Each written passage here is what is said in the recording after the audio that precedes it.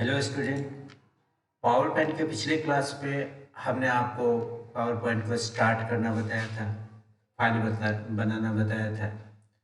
फिर इसके बाद हमने आपको इंसर्ट से रिलेटेड कुछ कमांड्स बताए थे, जिसमें पिक्चर इंसर्ट करना, क्लिप आर्ट इंसर्ट करना, शेप इंसर्ट करना, सिंबल इंसर्ट करना, अलाइनमेंट के बारे में आज जो है सो हम लोग जो आज के थ्योरी में जो हम आपको बताने जा रहे हैं वह है टेक्स्ट के फॉर्मेटिंग के बाद इसके पैराग्राफ को चेंज करना।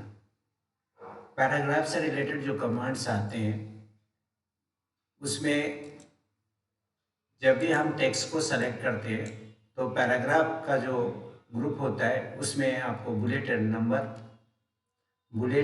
और नंबर को चेंज करना या अप्लाई करना, अलाइनमेंट चेंज करना, लाइन स्पेसिंग चेंज करना, ये सारे कमांड्स हैं। तो एक एक करके हम लोग देखते हैं कि किस तरह से इसका यूज़ करेंगे।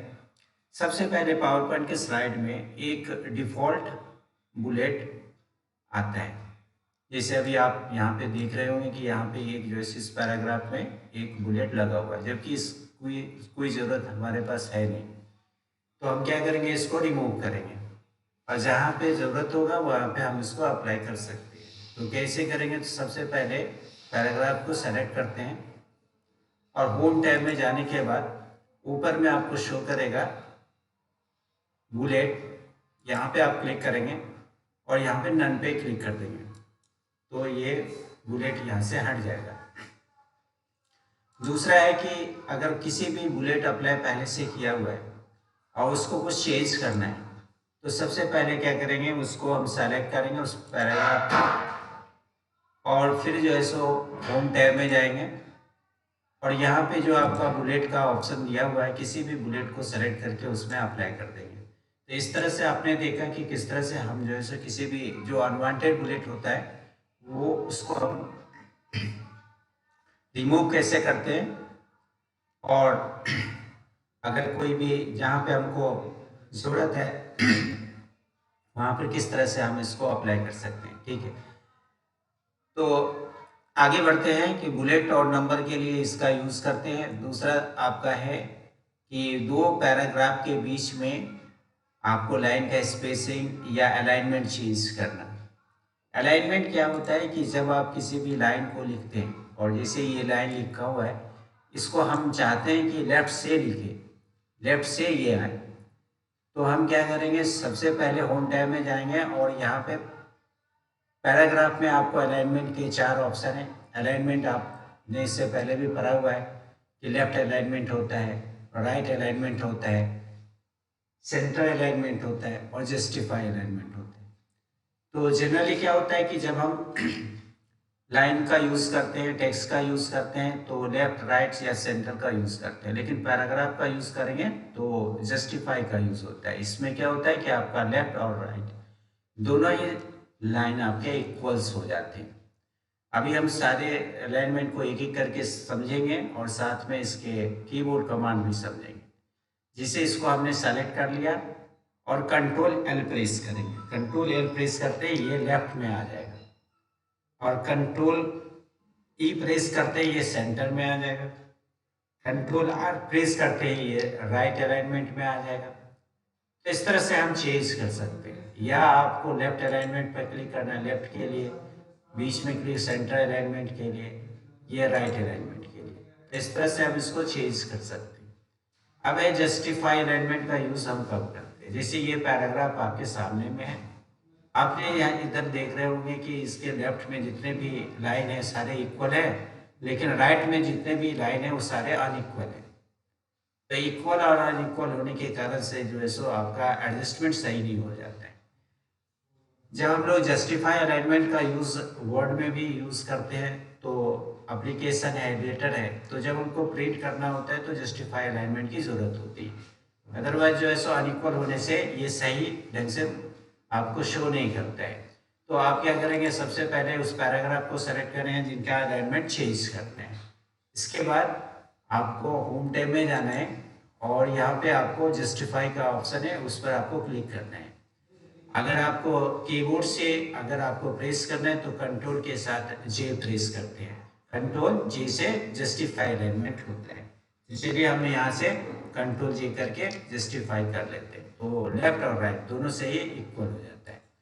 तो अभी आपने देखा कि किस तरह से हम बुलेट या नंबर को चेंज करते हैं या अलाइनमेंट किस तरह से चेंज करते हैं, जिस तरह से जब जरूरत होगा उसके अनुसार से हम लोग चेंज करते हैं। अब एक लाइन की स्पेसिंग को चेंज करना,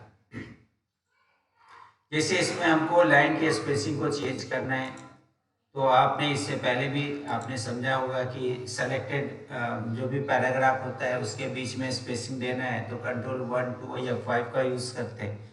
लेकिन पावर पॉइंट में इस तरह के कमांड नहीं होते हैं। अगर आपको लाइन के स्पेसिंग को चेंज करना है तो होम टैब में जाएंगे और यहाँ पे पैराग्राफ्स ग्रुप्स में के अंदर में आपको इसका ऑप्शन दिखेगा। जैसे एक सिंगल लाइन के लिए है 1.5 या 2, इस तरह से आप जिस पे ऑप्शन पे लेके जाएंगे उसके अनुसार से ही ये चेंज हो जाता है। ठीक है, तो आप बीच में लाइन का स्पेसिंग को चेंज कर सकते हैं। ये हुआ आपका लाइन स्पेसिंग। चलिए एक बार हम थ्योरी में जाते हैं, जो हम अभी तक आपको बताए हैं। इसका पीडीएफ आपके पास जाएगा, इसको आपको लिखना है। ठीक है, और जो भी आपके पास वीडियो जा रहा है उसको आप ध्यान से देखेंगे एक बार दो बार, और जो भी आपका थ्योरी है उसको ध्यान से आपने पीडीएफ को लिख करके तो फिर जो है सो इसका आप बाद में लैब करेंगे। सबसे पहले है कि बुलेट और number, requested to apply bullet and number in a text range. दूसरा है requested to apply alignment in text range. तीसरा है requested to apply line spacing in text range. ये हो गया। अब इसके बाद जो है सो आपको एक फॉन्ट से रिलेटेड कमांड बताते हैं, चेंज केस। इसका शॉर्टकट कमांड शिफ्ट के साथ F3 होता है। इस कमांड से क्या होता है कि हम लोग जब भी किसी भी टेक्स्ट को या टेक्स्ट है या टेक्स्ट रेंज है तो उनको उनका केस, जैसे कैपिटल लेटर है, स्मॉल लेटर है, सेंटेंस केस है, उसमें चेंज करना चाहते हैं तो फॉन्ट से रिलेटेड एक ऑप्शन होता है जिससे हम लोग इसका यूज करके इसके केस को चेंज कर सकते हैं। देखें कि किस तरह से ये चेंज होता है। जैसे अभी आपके सामने में जो ऊपर में लिखा हुआ है ये सारे जो है सो आपका टेक्स्ट जो है सो कैपिटल लेटर में। हमको कहाँ पे जाना है, होम टैब में जाना है। यहाँ पे अगर आप देखेंगे कि एक ऑप्शन होता है कैपिटल ए स्मॉल ए, ये चेंज केस का ऑप्शन होता है ग्रुप, लेकिन इसका फॉन्ट है, फॉन्ट ग्रुप में ये आता है। यहाँ पे आप सेंटेंस केस में ले सकते हैं, लोअर केस में ले सकते हैं या अपर केस में ले सकते हैं। तो इस तरह से आप इस ऑप्शन पर क्लिक करके जो भी ऑप्शन है उसके अनुसार से आप चेंज कर सकते हैं। लेकिन इसका जो है कि कीबोर्ड कमांड भी है, शिफ्ट के साथ F3।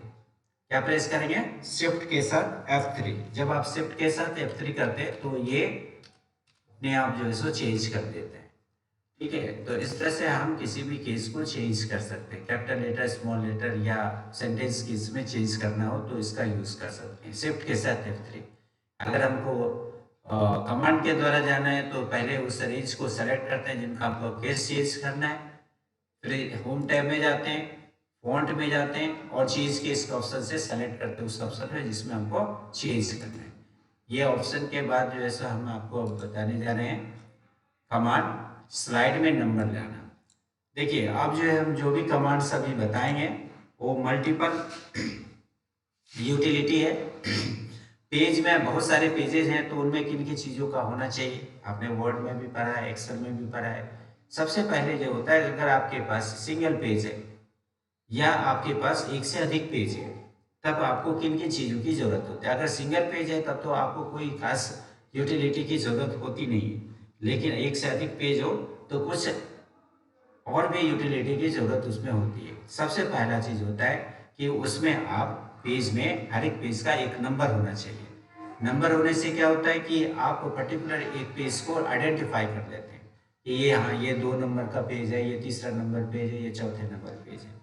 दूसरा चीज है कि जब आप बहुत सारे पेजेस होते हैं तो पेज के ऊपर में हेडर और फुटर का यूज करते हैं। तो अभी हम सबसे पहले पेज में हर एक पेज में एक नंबर अप्लाई करेंगे जिसको पेज नंबर कहते हैं। चलिए पेज नंबर लगाने के लिए आपको इंसर्ट में जाना होगा, सबसे पहले आपको जिस स्लाइड में लगाना है उस स्लाइड को ओपन करेंगे, इंसर्ट में जाएंगे और जो कमांड आपके सामने है वह होता है आपका, जैसे आपका स्लाइड में नंबर, स्लाइड नंबर का यूज करना।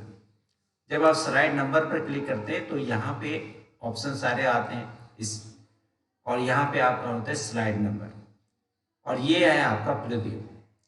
इस प्रीव्यू को अगर आप ध्यान से समझेंगे तो यहाँ पे नीचे में आपको 3 अलाइनमेंट आपको दिख रहा है, लेफ्ट अलाइनमेंट, सेंटर अलाइनमेंट और ये जो है सो आपका राइट अलाइनमेंट है, लेकिन सारे डिफाइन किए हुए हैं।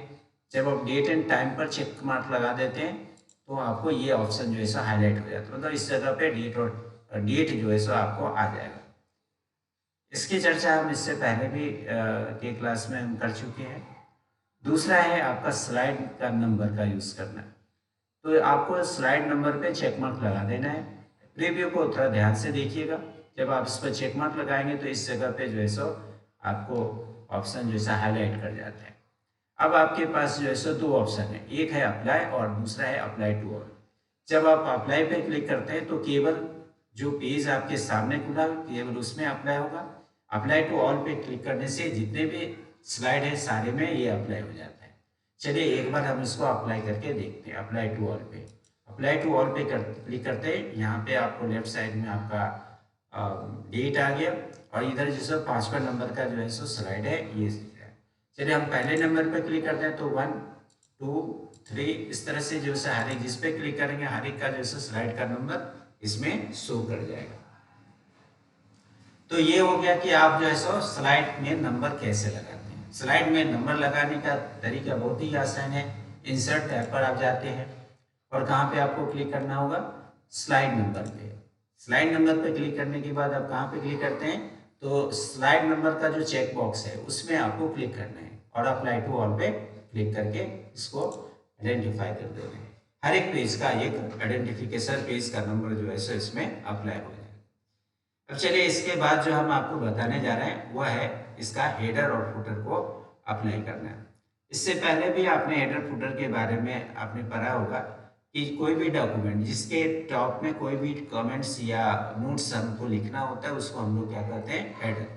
और जो आपके बॉटम में किसी भी डॉक्यूमेंट के बॉटम में जो भी नोट्स हम लिखते हैं उसको हम लोग फुटर कहते हैं।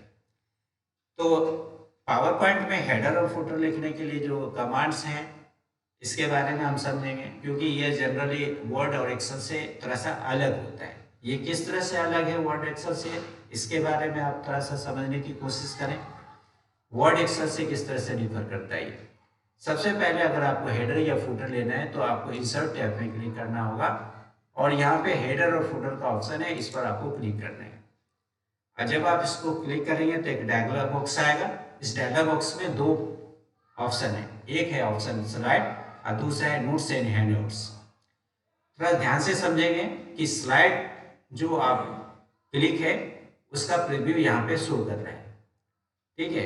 या जब आपका ये जो आपके सामने में शो कर रहा है वो स्लाइड है, जो आपके सामने में स्लाइड है। लेकिन नोट्स एंड हैंडआउट्स क्या होता है, जब आप इस पर क्लिक करेंगे तो इसका प्रीव्यू कुछ अलग ही दिखता है। मतलब स्लाइड के अलावा भी कुछ अटैचमेंट इसके साथ बने हुए हैं, साथ में ऊपर में भी ऑप्शन दिख रहा है, तो ये स्लाइड से थोड़ा सा अलग होता है। अब आपको ये समझना है कि ये दोनों में क्या अंतर है। जब आप स्लाइड का यूज करते हैं ये प्रेजेंटेशन के लिए होता है। जब हम कोई प्रेजेंटेशन देते हैं तो वो स्लाइड ही व्यू करता है, हेडर फुटर व्यू नहीं करता है। लेकिन हेडर फुटर का काम हम अपने पर्सनल यूज के लिए यूज करते हैं, तो नोट्स एंड हैंडआउट्स का यूज करते हैं। इस पर आपको नोट्स एंड हैंडआउट्स पे जाना है, यहाँ पे आपको हेडर और नीचे में फुटर का ऑप्शन दिख जाएगा। अब आपको हेडर लिखना है तो हेडर पे चेक मार्क लगाएंगे आप और यहाँ पे जो है सो कर्सर आपका ब्लिंक करने लगेगा। अब ऊपर में भी दिखेंगे तो प्रीव्यू आपको शो कर गया है, ठीक है। तो इस तरह से आप पहले ऊपर का नोट्स लिखें हेडर का, जैसे हम लिखते हैं MS माइक्रोसॉफ्ट पावर पॉइंट,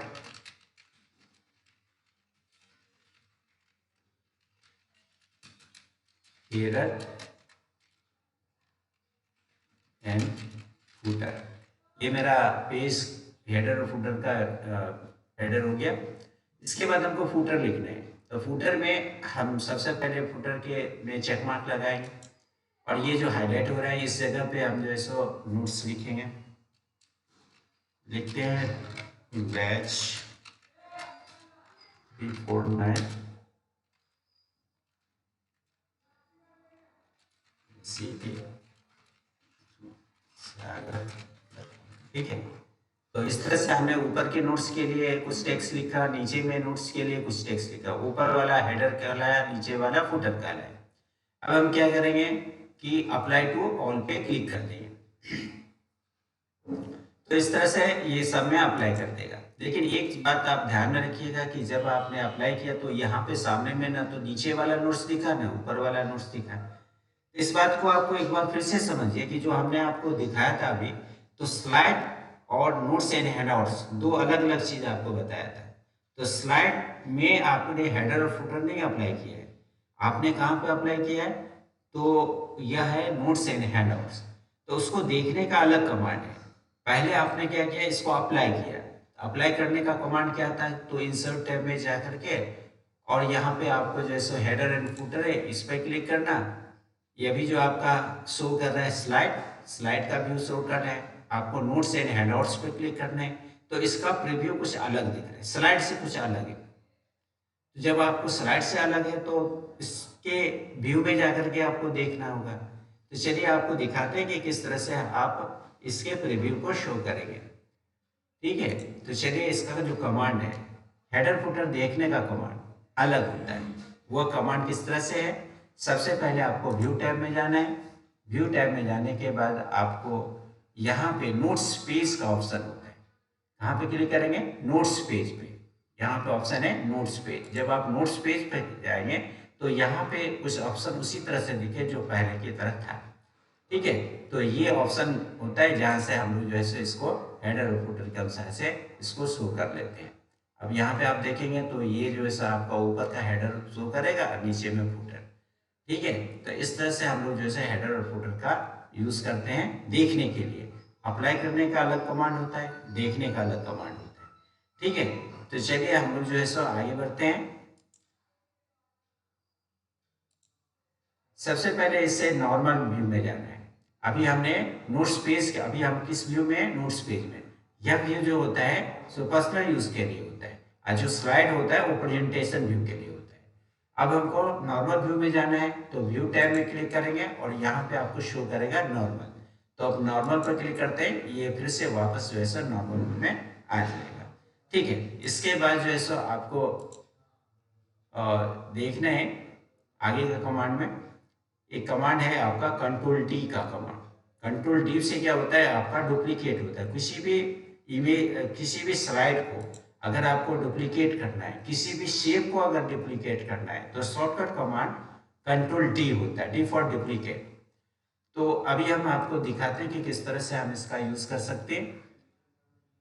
तो चलिए इसी को हम डुप्लीकेट करते हैं। जैसे ये सीट लिखा हुआ है, अब इस स्लाइड को हम डुप्लीकेट करना है तो पहले आपको ये कमांड है, होम टैब में आपको जो कॉपी का ऑप्शन होता है एरो पर क्लिक कीजिएगा, यहाँ पे आपको डुप्लीकेट दिखेगा। तो आप देखेंगे कि इसी का ये डुप्लीकेट कॉपी आपका तैयार हो गया।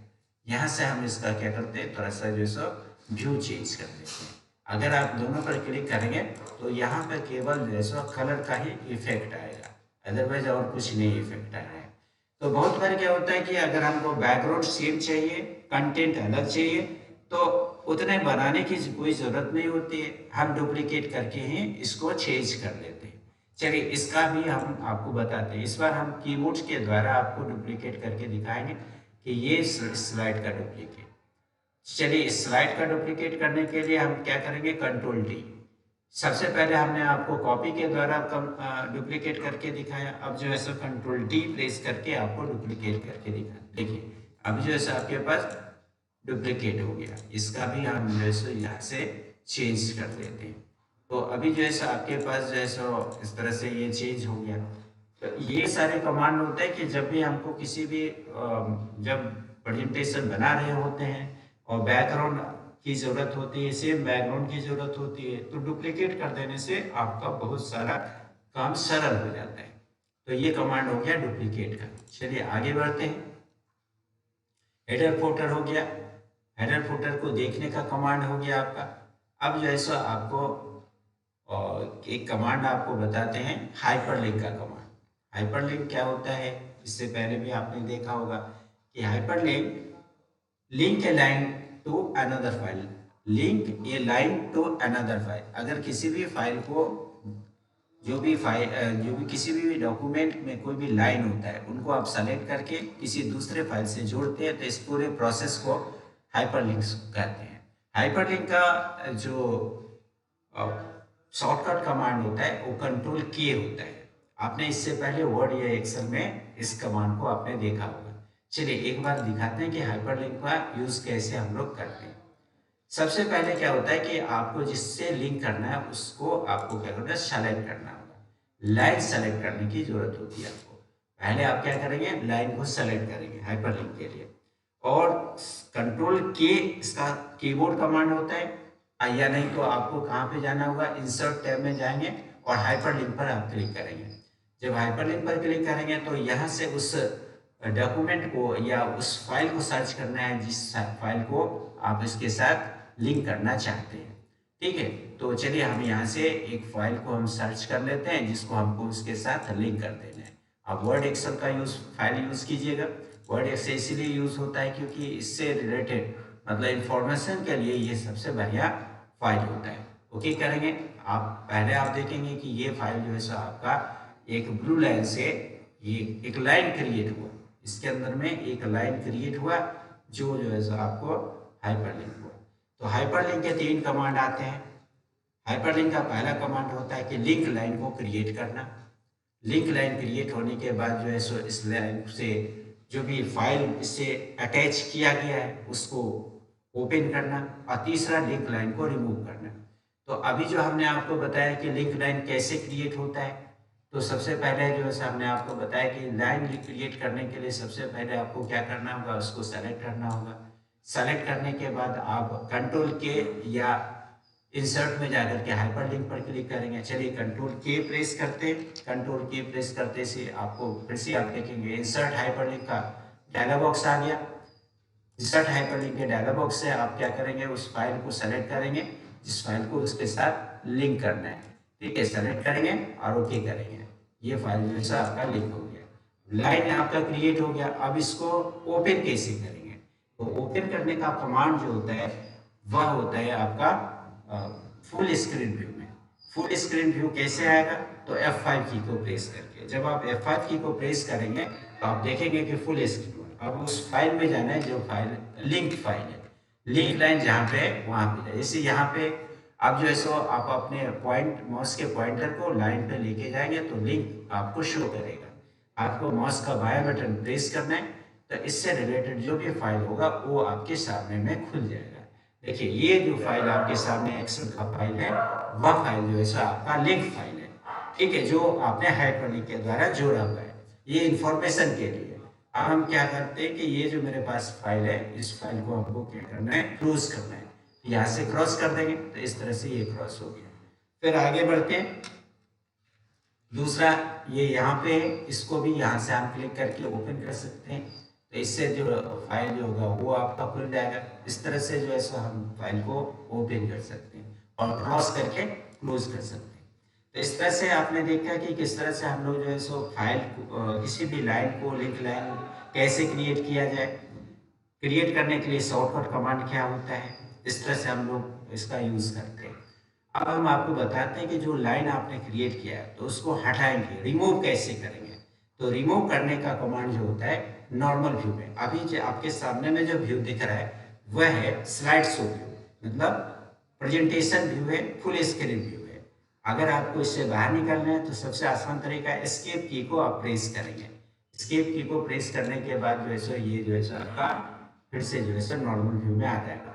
अब लाइन पर पॉइंटर को ले जाने के बाद, ठीक है, उस पर राइट क्लिक कीजिएगा। राइट क्लिक करने के बाद आपको यहाँ पे मेन खुलेगा जहाँ पे आपको लिखा हुआ रहेगा रिमूव हाइपरलिंक, इस पर आपको क्लिक कर देना है। इस तरह से ये लाइन जो है आपका रिमूव हो गया। चलिए दूसरा एक और है, इस स्लाइड में जाते हैं, यहाँ पर भी है। तो अब बताएंगे कि किस तरह से हम इस लाइन को रिमूव करेंगे। तो सबसे पहले आपको क्या करना है कि पॉइंटर को लाइन पे लाना है। लाइन पे लाने के बाद आपको क्या प्रेस करना है, राइट क्लिक प्रेस करने के बाद जो है सो आप क्या करेंगे, कहाँ पे क्लिक करेंगे, रिमूव हाइपरलिंक। ठीक है, तो इस तरह से ये रिमूव हो गया। स्टूडेंट एक बार फिर से समझें कि पावर पॉइंट के इस क्लास के अंदर में आपने क्या सब समझा है।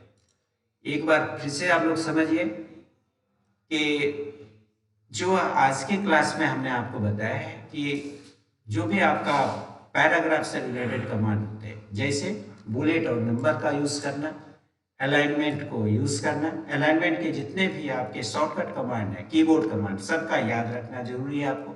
अगर आपसे पूछ दिया जाए कि बताइए कि पैराग्राफ में किस तरह के जो है सो अलाइनमेंट का यूज करते हैं, तो जनरली हम लोग एक ही सवाल आता है कि इसका जवाब जस्टिफाई के लिए यूज करते हैं। अगर किसी टेक्स्ट में आपको लेफ्ट से लिखने के लिए बारे में पूछा जाए तो आप क्या जवाब देते हैं, तो इसके लिए है लेफ्ट अलाइनमेंट। इसी तरह से अलाइनमेंट का यूज करते हैं। लाइन स्पेसिंग, दो या दो से अधिक पैराग्राफ के बीच में लाइन के बीच में लाइन का स्पेसिंग देना, लाइन स्पेसिंग का कमांड होता है। इसके बाद हमने आपको कैपिटल लेटर स्मॉल लेटर में चेंज करने के लिए चेंज केस का ऑप्शन बताया। फिर हमने आपको मल्टीपल पेजेस की यूटिलिटी के अंदर में हमने आपको स्लाइड का नंबर लगाना बताया। फिर इसके बाद जो है सो हमने आपको स्लाइड डुप्लीकेट करने का कमांड बताया, कंट्रोल टी याद रखिएगा। इसके बाद जो है सो हमने हेडर फुटर के बारे में बताया। लेकिन एक बात आपको ध्यान में रखा है कि ये जो कमांड होता है नोट्स पेज के द्वारा होता है। ठीक है, नोट्स एंड हैंडआउट्स के द्वारा होता है ये अप्लाई, और नोट्स पेज के द्वारा होता है व्यू। तो ये हो गया हेडर और फुटर का अप्लाई करना, और लास्ट में हमने आपको हाइपरलिंक का कमांड बताया। ठीक है, तो आप लोग इस वीडियो को अब ध्यान से देखेंगे, समझेंगे, और जो भी आपके पास कोई दिक्कत है तो दोबारा देखिए, समझिए। अभी तो आप लोगों को घर पे ही रहना है जब तक आपको कोई एक्स्ट्रा इन्फॉर्मेशन ना जाए, क्योंकि इसी के अनुसार से अभी सारे क्लासेस चल रहे हैं। ठीक है, तो कोई भी दिक्कत हो तो फ़ोन से भी, व्हाट्सएप से भी आप बात कर सकते हैं यहाँ पे। धन्यवाद।